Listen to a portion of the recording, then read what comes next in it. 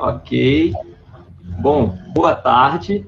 Nós estamos iniciando aqui a nossa segunda palestra do Quintas de Ciência. Hoje um dia especial, né? Hoje é dia do biólogo, dia 3 de setembro. E nós teremos a palestra da professora Rejane. A Rejane é bióloga da Universidade Federal do Rio de Janeiro. Ela é mestre em biofísica também pela Universidade Federal do Rio de Janeiro e doutora em ecologia e recursos naturais pela Universidade Federal de São Carlos, a UFSCar. Então, hoje a gente tem aqui como mediadora da palestra da professora Rejane a professora Suzete, que está aqui também. Quer falar alguma coisa, Suzete? Boa tarde a todos. Um prazer mediar a palestra da professora Rejane, né? Eu gostaria de dizer que qualquer dúvida, qualquer pergunta, vocês podem colocar aí no chat, que eu vou passar para ela ao final da palestra.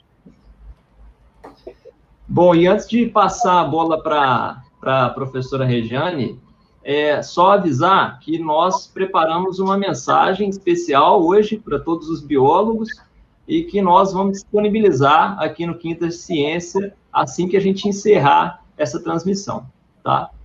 Bom, é isso. Rejane, boa palestra para você. E agora eu passo a bola para você aí. Boa palestra, Rejane. Tá, obrigado, Suzete, obrigado, Caio. É um prazer estar aqui com vocês para poder falar sobre, né, o que um biólogo pensa diante de uma pandemia. Eu coloquei o nome dessa palestra, o título é o Corona Jackson, vocês vão saber daqui a pouquinho por quê. Né? E aqui estão meus dados, né? Eu coloquei o meu Lattes, quem tiver interesse, e o meu e-mail institucional, que é o rejane_lima@iduf.br. Bom, lembrando de novo, né, que hoje é o dia do biólogo, né? Essa data é muito importante. A profissão foi regulamentada há 41 anos atrás, pela Lei Federal 6684, e está com uma mensagem: consulte sempre um biólogo, porque nós temos muito a falar e muito a informar. Aí eu fiquei pensando, o que eu vou falar na palestra, o que eu gosto, né? O que eu vou... Porque a ideia era falar o que a gente faz de projetos dentro da universidade. Bom, aí fui vendo a minha vida, eu vi que eu comecei estudando moluscos, principalmente para ver indicadores de poluição de metais pesados na Baía de Sepetiba.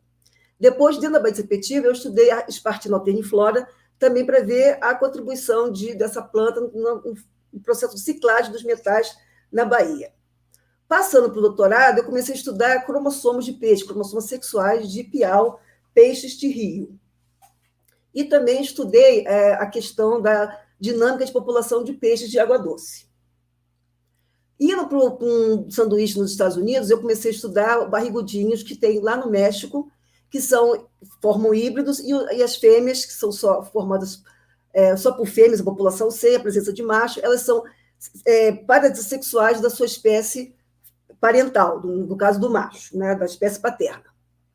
E voltando para o Brasil, e estudando e trabalhando na UENF, né, estudando peixes, eu identifiquei o Sayuru, Siphocaris gibas, que tinha um crustáceo que causava castração parasitária. E nesse modelo eu fiquei 12 anos estudando por que esse peixe era castrado, em 60% dos casos, uma epidemia no Rio, e como é que isso afetava a população, uma vez que só 40% se mantinha sexualmente e reprodutivamente ativo.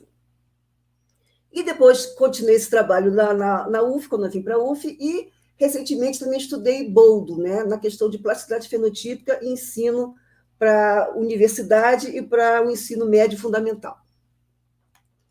Bom, continuando a minha trajetória, eu também estudei panda de forma teórica, né? Eu escrevi um livro sobre a evolução do sexo, que aqui está a figura que eu gostaria de estar no livro, que são duas joaninhas, né, copulando. Também escrevi um livro sobre piolho, inclusive com a professora Suzete, né, e aí está a foto do piolho, que eu gostaria de estar na capa e não está. E também fiz, com participação da professora Suzete, um livro sobre a importância do cocô, uma história, né, do cocô em várias questões sociais, políticas e econômicas e biológicas. E também escrevi um livro sobre biologia causa extrema. Essa parte toda faz parte da minha atividade como divulgação científica que eu realizo na UF. E um desses livros me levou a participar de uma entrevista muito legal que foi no Jô Soares, né, em 2013, que eu fui falar sobre a questão do panda e também de outros animais na questão reprodutiva. Bom, mas o que eu gosto, né? Aí, olhando assim e pensando, eu gosto do vírus ao homem. Então, eu coloquei a foto do coronavírus, né, que é o vírus mais famoso que está agora o mundo inteiro pensando, debatendo e questionando sobre a sua importância, e coloquei o Michael Jackson porque é um dos meus ídolos da música pop. E aí, conversando com meu filho, né, ele perguntou por que está colocando o Michael Jackson. Eu falei, porque eu gosto do Michael Jackson e gosto do vírus. Aí ele perguntou, você vai falar do Corona Jackson? Eu falei, vou falar do Corona Jackson. E aí surgiu esse título Corona Jackson, porque, na verdade, a gente pensando bem, o corona é que nem o Michael Jackson, ele fica mudando, né? Tá tendo várias taxas de mutação, várias formas de atuação, várias linhagens. Então, é como se fosse o Michael Jackson, ele está em mutação, uma grande taxa de mutação, e por isso está com essa pandemia ainda não controlada no mundo. Né? Porque na questão da vacina vai ser uma questão muito crítica, porque o vírus está apresentando uma taxa de mutação muito alta, existem 7 cepas no mundo, então como é que vai fazer? Vão fazer 7 vacinas, né? E as pessoas estão tendo reincidência da doença, então como é que vai ser? Vai ter que fazer uma vacina a cada 6 meses? Então está tudo muito questionável, muito preocupante no mundo inteiro. Então, o que pensa um biólogo diante de uma pandemia? Né? Uma pandemia, o que é? É uma ação de um parasita sobre um hospedeiro que está atuando não só numa região, que no caso seria uma epidemia, mas está atuando no mundo inteiro em diferentes formas, diferentes situações, porque vai depender muito da localidade, vai depender da genética da população que está sendo afetada, do clima daquele ambiente. Então, existem vários fatores que vão estar regulando a intensidade e a severidade dessa pandemia. Pensando biologicamente, quem são os personagens dessa história, né? A gente tem o corona, o SARS-CoV-2, que é o segundo modelo do SARS, mas é o 7º vírus dentro de uma linhagem, que tem de 26 mil a 32 mil pares de base, que está atacando uma espécie, que é o Homo sapiens, que tem mais de 3 bilhões de pares de base.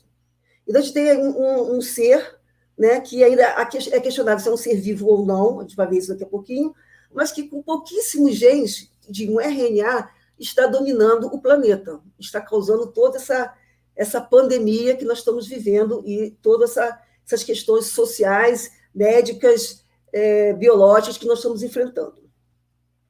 Então, aqui, eu tenho um dado aqui do dia 27 de agosto, né, que nós temos, nesse dia, foram 24.228.572 casos, 15 milhões de recuperados, quase 16 milhões, e cerca de 828 mortes. E a gente tem aqui, no topo da lista, a gente tem os Estados Unidos, né? Estava com 5.945.945.031 casos e 182 mortes, quase 183.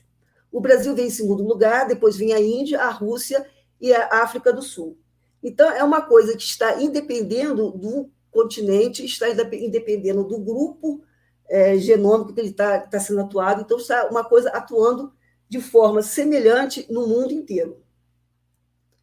Então, a gente está vendo como é que vai ser a taxa etária. Eu me perguntei, né, qual é a faixa etária mais atingida? Então, a gente tem 80 anos ou mais, cerca de 15% de mortalidade. Entre 70 e 79 anos, cai para 8%. Entre 60 e 69, em torno de 4%. Entre 50 e 59, em torno de 1,3%. Então, a gente está vendo que as pessoas com maior idade, as pessoas mais idosas, têm maior possibilidade de ter mortalidade, principalmente pela questão respiratória. Mas o vírus atinge só a questão respiratória, só o sistema respiratório, não. Está atingindo também rim, coração. Então, se a pessoa tem uma debilidade renal, ela vai ter problemas renais e pode morrer por causa disso. Se ela tem problema cardíaco, ela pode morrer por questões cardíacas. Por quê? Porque o vírus está penetrando nas células através de uma proteína que existe em vários tecidos do nosso organismo. Então, a taxa de mortalidade do coronavírus está em torno de 3,4 até 6,5 em alguns lugares do mundo. Só que se a gente observar em relação a outros vírus, a gente vê que ele não é tão crítico assim. Por exemplo, a varíola matou 30% da população, né? Que a varíola já é uma doença extinta, em 1980 foi definida como uma doença que não existe mais, porque o último caso foi em 77 na Somália, mas foi uma doença que matou muito. O SARS, que é o corona anterior ao que nós temos agora, ele matou 10% da população. E a difteria, a poliomielite tem uma taxa baixa, semelhante ao Covid. Qual é o problema do Covid? O Covid ele fica muito tempo incubado, e com isso ele possibilita o quê? Maior quantidade de transmissões. Então, diferente de outros vírus que atacam e levam a uma mortalidade mais rapidamente, o corona ele engana muito o sistema, então ele fica incubado por muito tempo, e com isso ele tem a possibilidade de infectar mais pessoas ao longo do tempo do que outras doenças que a pessoa fica doente prontamente, já vai para o hospital e fica isolado. Então, um dos grandes problemas do corona é isso, é a taxa, é o tempo que ele fica latente nos organismos, no homem, no caso, né? Aí, pensando assim, que viroses que a gente tem, né, importantes na humanidade, a gente vê que são 20 casos, né? A gente tem a AIDS, a catapora, já tivemos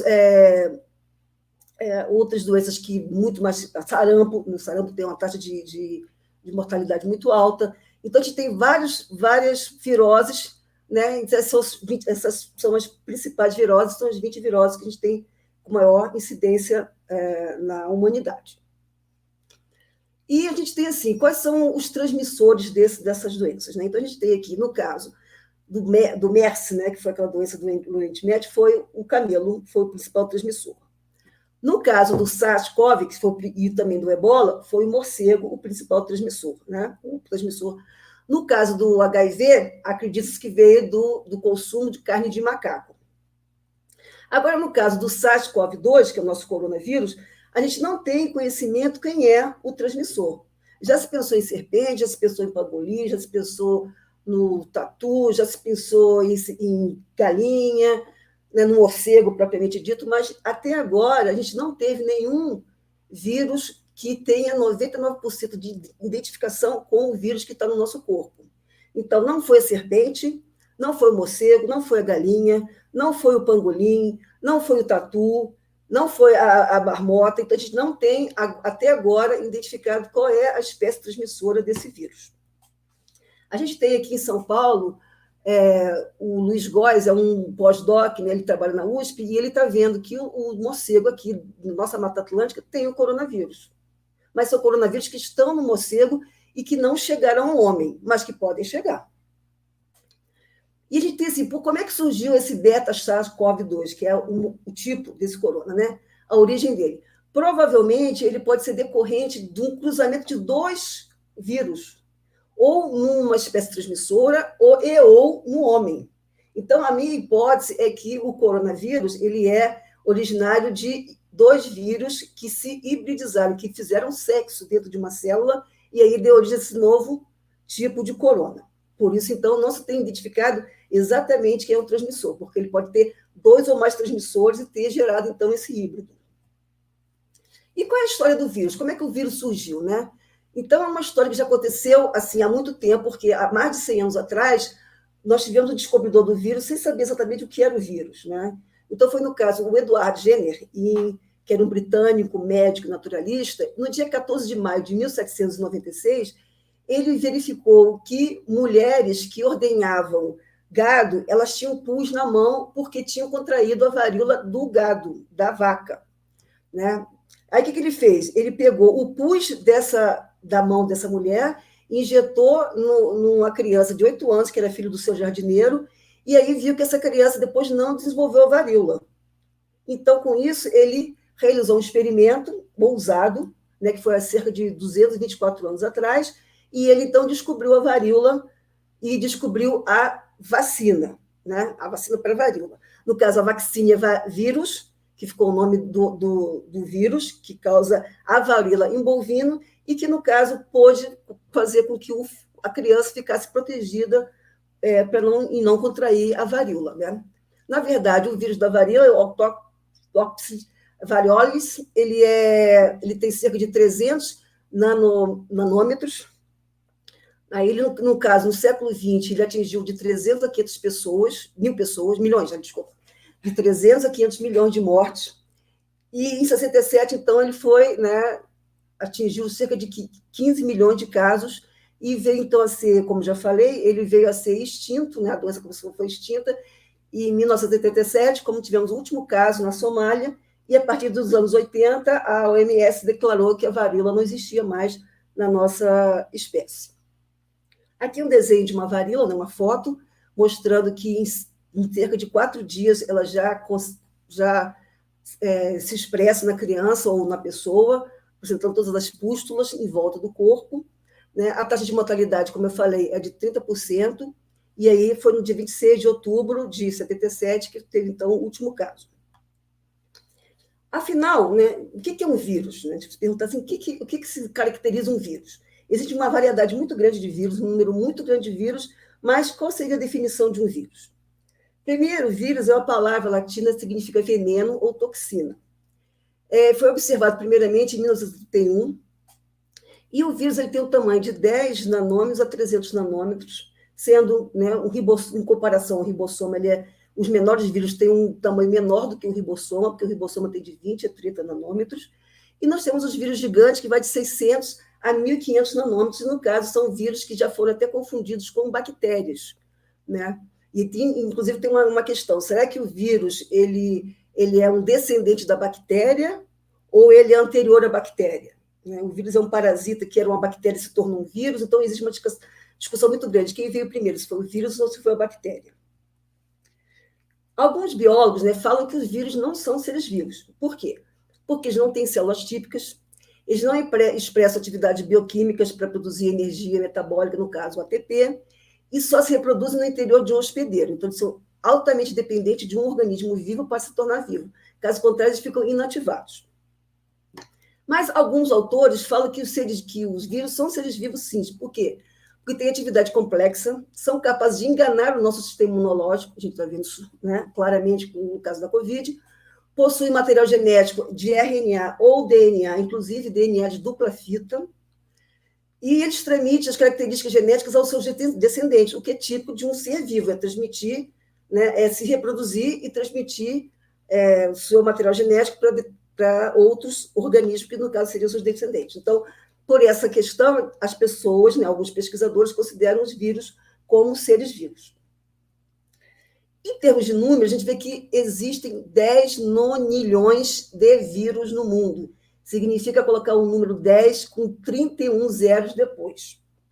E no universo, a gente tem 10 sextilhões de estrelas, que seria 10 a 21, quer dizer, 10 com os 21 zeros após. Então, a gente vê que a gente tem muito mais vírus do que o número de estrelas no universo, conhecido, né? Sendo que desses 10 nonilhões, 320 mil, eles podem afetar os mamíferos. E 200 infectam o homem efetivamente, sendo que desses 220, como a gente já viu, que são os principais que causam doenças significativas que podem, inclusive, levar à morte. A gente tem uma foto aqui ao lado, né, mostrando diferentes tipos de vírus, o HIV, que também é um tipo de corona, o vírus da hepatite, o ebola, o adenovírus, o influenza, o bacteriófago. A gente tem vários tipos, vários modelos de vírus existentes na natureza. Os coronavírus, eles infectam répteis, aves e mamíferos. Existem 2 gêneros e 4 tipos de corona que são classificados entre alfa, beta, gama e delta. Então, a gente tem 2 tipos de corona alfa. Um foi descrito nos Estados Unidos em 1960, o outro em 2004 na Holanda. E nós temos aqui os outros tipos, né, os outros 5 tipos de beta, que tivemos um descrito na Bélgica em 67, o outro em Hong Kong em 2005, o SARS-CoV na China em 2003, o MERS foi no Oriente Médio, na Arábia Saudita, em 2012, e, recentemente, nosso SARS-CoV-2, que foi descrito na China em 2019. Em termos de índice de contágio, a gente vê que o sarampo ele é muito mais contagioso do que as outras doenças, né? E você vê que a taxa de contágio do Covid ela é relativamente baixa comparada com o sarampo. Só que a questão é a transmissão a longo prazo, porque o corona, como eu já falei, ele fica incubado por muito tempo, então tem a maior possibilidade de transmissão, porque antes de se identificar que a pessoa está doente, ela já teve a capacidade, uma possibilidade de transmitir o vírus para outras pessoas. O tamanho do vírus, como eu já falei, o vírus vai de 10 nanômetros a 300 nanômetros, é um número que é 100 mil vezes maior do que o milímetro, no caso, e o coronavírus tem 125 nanômetros de diâmetro. Então, é um vírus relativamente grande. Então, já falei disso. Bom, existe uma grande família viral, né, que causa infecções respiratórias, e o primeiro corona que foi identificado foi em um ser humano em 1937. Só que ele só foi descrito oficialmente em 65, com o advento da microscopia eletrônica, e se pôde ver, então, como é que era o formato dele, e verificar que ele tinha todas essas proteínas, né, em volta, formando uma coroa. Por isso o nome corona, porque parece que tem uma coroa em volta dele. A gente tem aqui... isso que já te escrevi, desculpa. Bom, componentes do novo coronavírus. A gente tem, né, são 4 genes básicos que produzem 5 componentes. A proteína spike, que é a principal proteína, que dá esse formato de coroa, esse desenho de coroa, que é a proteína que vai se ligar com proteína de membrana humana e vai fazer, então, com que o vírus consiga entrar na célula. A outra tem o material genético, que é o RNA, tem a proteína de membrana, tem a glicoproteína no envelope e tem a glicoproteína adicional. Então, são 5 componentes. E o principal é a proteína spike e a proteína de membrana, que são as proteínas que vão estar relacionadas com a produção da vacina contra o vírus. Então, a spike é a proteína responsável pela entrada do coronavírus na célula, como eu falei. Ela se liga no receptor ACE2 e faz com que, então, a célula se abra e o vírus entre na célula e, então, consiga colocar o seu material genético lá, no caso, o RNA, e, então, começar a se reproduzir. Então, o trecho da proteína spike mais a proteína de membrana deve ser os prováveis componentes das vacinas. Mostrando aqui uma árvore filogenética, a gente viu que ao longo do mundo, né, já apareceu em 32 países, já foi observado cerca de 7 cepas, né, de coronavírus, o que dificulta muito a questão da vacina, porque se você tem uma variedade muito grande em termos genéticos, né, fica difícil você fazer uma vacina única para o mundo inteiro. Então, o ideal é que você fizesse vacina para cada região e também que essa vacina, como eu falei anteriormente, ela fosse utilizada a cada 6 meses, considerando que o vírus está com uma taxa de mutação muito alta. Então, a gente tem cerca de 26 quilobases, 32 quilobases, como eu já falei, e a gente tem... o quilobase significa que a cada quilobase é 1.000 pares de base. Então, o material genético desse vírus, realmente, ele tem um tamanho relativamente grande, mas o material genético dele é relativamente pequeno, principalmente porque é um RNA, que é uma fita única, e tem só de 26 a 32 quilobases.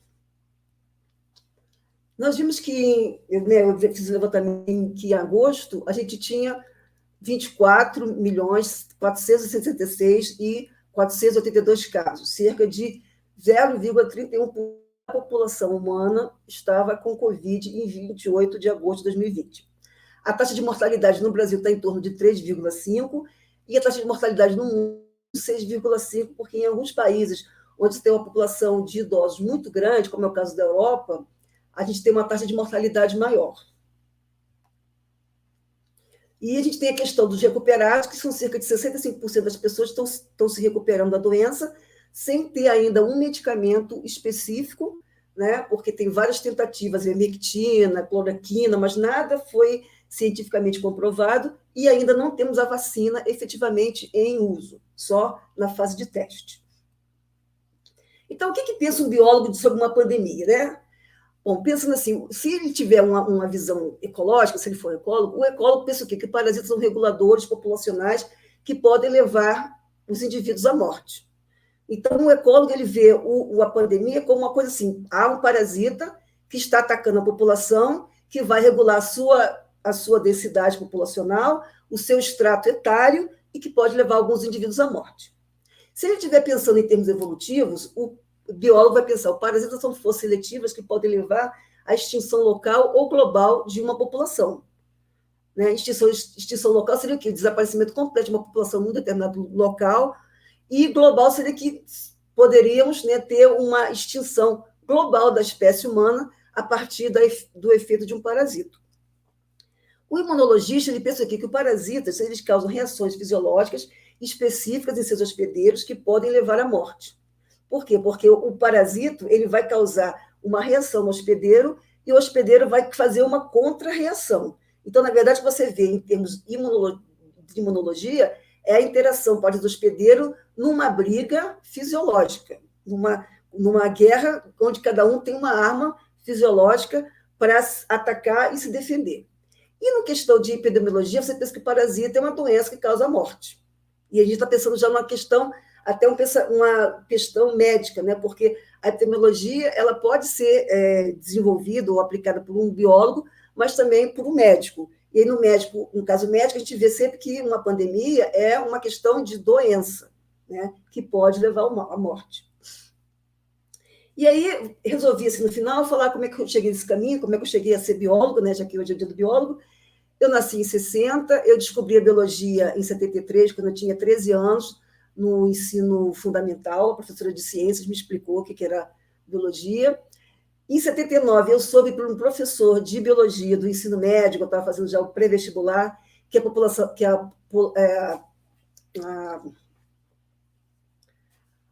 a profissão tinha sido regulamentada, desculpa, gente, tinha sido regulamentada, né? E aí isso me deu muita força, porque meus pais não queriam que eu fizesse biologia, tinha medo que eu ficasse desempregada, e eu cheguei com a notícia que a profissão estava sendo regulamentada. Em 80, eu passei no vestibular, passei para o primeiro período de biologia da UFRJ, que era o meu sonho. Depois eu fui graduada em biologia marinha, em 83. 85, eu fui professora na FAMAT. 87, eu fui mestre em biofísica. Em 83, eu me formei em doutorado pela Universidade Federal de São Carlos, tendo feito um sanduíche nos Estados Unidos. 84, eu fui professora na Universidade do Estado do Rio de Janeiro, né, na UENF. Em 2020, eu fui de novo professora na Faculdade Maria Tereza. 2021, professora na Universidade Federal Fluminense. E em 2018, nessa mesma universidade, eu me tornei titular. Eu dou aula para graduação, para vários cursos. Desde 85 eu dou aula na biologia, de 99 a 20 eu dei aula em odontologia, 2000 a 2013 na medicina da UERJ e na UF, em 2000 na educação física da FAMAT, 2013 engenharia agrícola e ambiental e também engenharia de recursos hídricos e ambiental na UF. E sou orientadora, né? Já orientei na pós-graduação de Ciências e Biotecnologia da UENF, de 2004 a 2002, onde orientei, inclusive, trabalhos, né, sobre golfinhos, 2 mestrados e 2 doutorados. Em 2014, eu fiz o curso, né, e participei do mestrado profissional de diversidade e inclusão. A partir de então, inclusive, fui coordenadora. Em 2018, eu entrei na Ciência e Biotecnologia, que eu sou co-orientadora de um aluno. Em 2019, entrei no doutorado de Ciência, Tecnologia e Inclusão, que foi um curso novo que começou ano passado, e que nós estamos na segunda turma. E aqui eu estou colocando as fontes das imagens, né, que eu estou colocando, porque para poder atribuir direito autoral a toda a imagem e fotografia e informação que eu coloquei nessa palestra. Muito obrigada.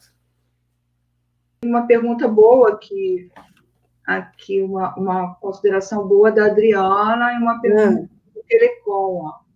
O que me deixa perplexo, o Telecom fala, é o fato que temos infectados totalmente assintomáticos e em casos que evoluem muito rapidamente para o óbito.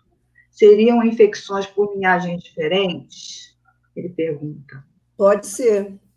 Pode ser linhagem diferente ou pode ser a resposta, porque se você pega uma pessoa que tem uma debilidade muito grande, onde o vírus tem a capacidade de atuar, no caso do sistema respiratório, renal e cardíaco, essa pessoa vai ser levada a óbito muito mais facilmente. Então, tem a ver com a fisiologia do hospedeiro e também o tipo de corona que atacou a pessoa, porque então, isso tem várias linhagens espalhadas pelo mundo, não é só uma linhagem, não é só um tipo. Tem pelo menos 7 tipos diferentes. Mas agora o pessoal não está mais respondendo. Eu acho que saiu. O importante foi gravado, fica gravado. Não, saiu, ó. Então, não posso pegar de jeito nenhum. Deixa eu explicar. Infelizmente, a minha internet caiu. Tá? Enfim, peço desculpas a todos, mas realmente não tive o que fazer. E como eu sou administrador da transmissão, a transmissão ficou aqui acontecendo, ela está acontecendo, nós estamos online, só que eu não conseguia encerrar. Foi isso que aconteceu. Tá? Então, eu peço desculpas a todos. É que nem a Covid, não acabou ainda. é o risco que a gente tem de fazer as coisas... Lógico. Mas gravou, não gravou? Tá? Não gravou o que eu falei? Gravou. Gravou absolutamente tudo. Então, é só botar online o que eu falei, que eu gravei, o que eu falei. E, bom, então, se alguém mais quiser fazer perguntas, a gente pode mandar e-mail para mim. Eu botei meu e-mail no primeiro slide, tem meu e-mail, rejane_lima@idiedadedidado.u de uva, ff de faca.br. O Telecom está dizendo que parece Rádio Nacional dos anos 50. Parece relógio, né? Você sabia? E ainda tem um delay ainda, né? A gente fala e demora a delay. Gente, é isso. Bom, você conseguiu visualizar as perguntas, Rejane? Algumas eu fiz, respondi duas. Eu passei para ela. Passei do Cícero. A questão provavelmente teve uma reprodução sexual. Teve sexo entre os vírus numa célula hospedeira ou mais. Por isso tem uma variedade muito grande. Ninguém sabe qual é o transmissor, essa é a minha hipótese. E a questão também de estar... alguns países têm mais debilidade que outros. E também depende do tipo de vírus. Tem várias cepas, né, ocorrendo, que vai dificultar uma vacina universal.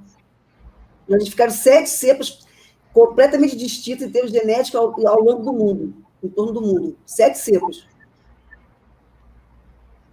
Pelo menos. Bom, então, se não tiver mais nenhuma outra... O pessoal já saiu, o Telecom persistiu, né? O Telecom foi o primeiro a entrar e vai ser o último a sair.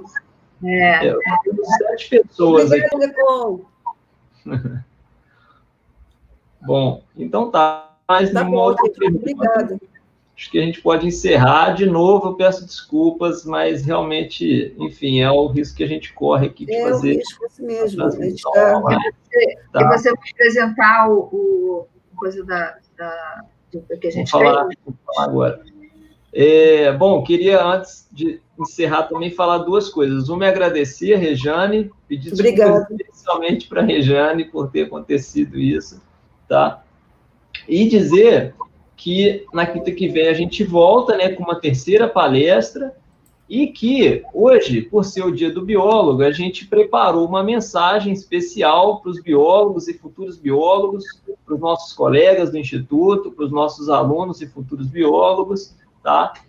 Pelo dia do biólogo. Então, nós vamos disponibilizar esse vídeo logo depois dessa transmissão. Nós vamos colocar o vídeo aqui no Quintas de Ciência. É isso. Tá, obrigado. Tchau. Tchau. Tchau, gente.